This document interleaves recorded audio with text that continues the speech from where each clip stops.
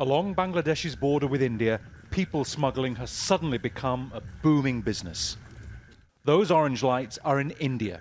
The traffic is all one way, to Bangladesh.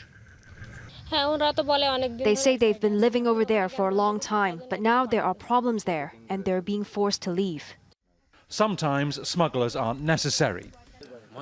These are Indian Border Force officers handing people over to their Bangladeshi counterparts.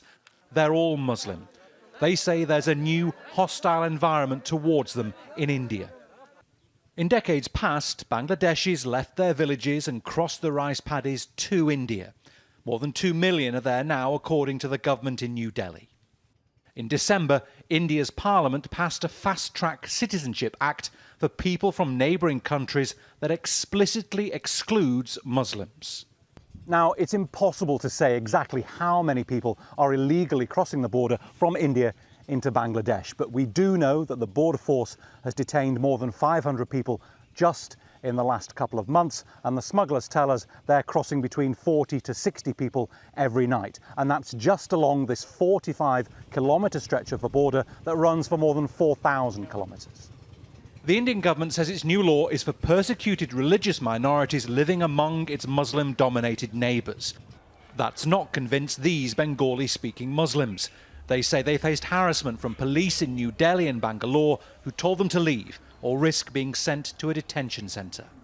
Munir Howlada says he was just 18 months old when his parents took him across the border 26 years ago. They have been cracking down and there have been arrests. 60 people from our community were detained and we haven't heard from them. This caused panic and we decided it's time to leave and head for Bangladesh.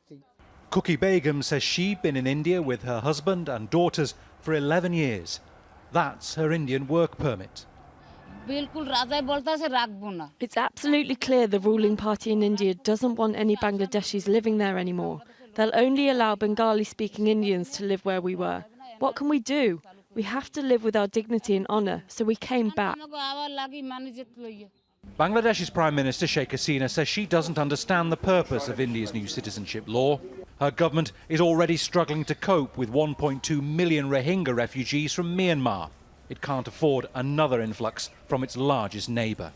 Bernard Smith, Al Jazeera, on the Bangladesh-India border.